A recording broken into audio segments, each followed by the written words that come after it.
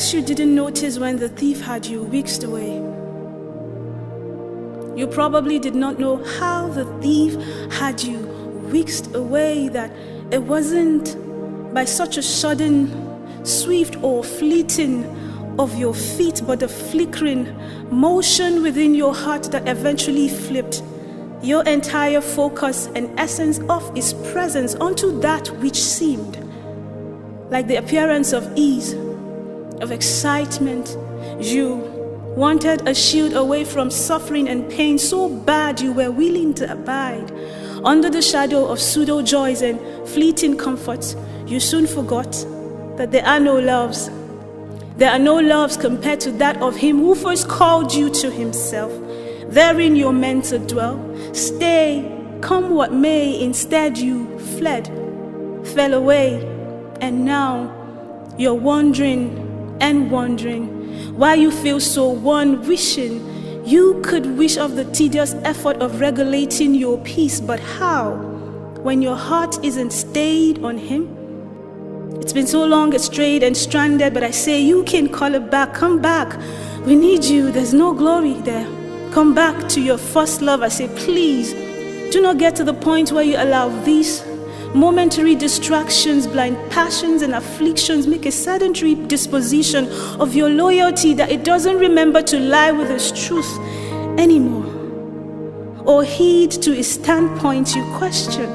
How could I ever understand the pain from the point you stand on? If it isn't your shoes I'm putting on, don't ever talk about it, you sternly warned. How could you possibly feel a pinch when you've not even gone an inch in this ladder of suffering? Stop trying to lecture me on healing about a pain you do not understand, easing over a weight you do not carry, or you really feel is a joy for me to marry my passion for him on the altar of devotion only to have it divorced along the course. I prayed day and night for him to spare her, reminded him of all the years she and I spent laboring tirelessly committed to his cause, but did he even care? She was all I had, and I needed her here much more than he did, but did he even care? All these years of delayed gratification, all these years of self-denial that made me look like a clown for hire, my life a practical joke when all my friends had already moved on to big things. I'm still here waiting, more like wasting, as if that isn't enough. My sister, she's only 16, still this 69-year-old minister and so-called man of God didn't even consider this teen young enough to be his daughter's daughter before he not only cunningly made a woman but a mother of her, and you claim you understand? What a consolation for consistency. Answer me this. Is that how he rewards for consistent years of service? Huh?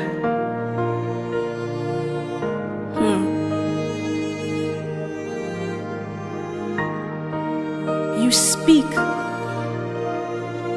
as if the God you speak of is alien to pain. Remember the cross. You've classed him unfair like you and Job are of the same school of thought. But I pray with this test of faith that you score high enough to surpass the notion that he relishes nothing more than your cup of suffering.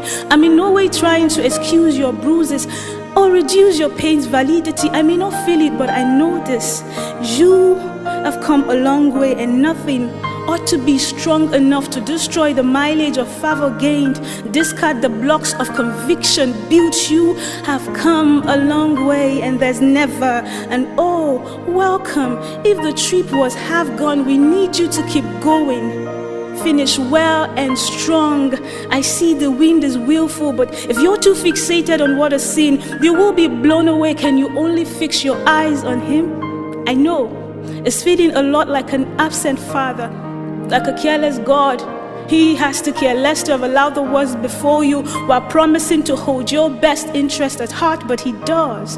Your pain won't let you see past your feelings and look at the things that can't be seen, for the things that are seen are temporal, but the things that aren't are eternal. Dear Christians, you are conscripted from a plane high above the altitude of the things stealing your hearts away. And no, the distractions blind passions and afflictions from this plane the enemy would always use to hijack your hope and crash land your conviction.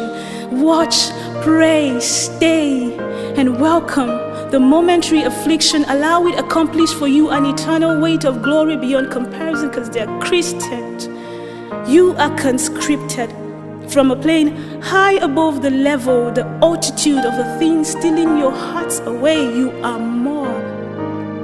There's nothing, no one can separate you from the love of God. No pain, no suffering, no sword, no persecution, no nakedness, no hunger, nothing, nothing, except you choose to separate yourself. Accept you. I know you're tired and you're hurting.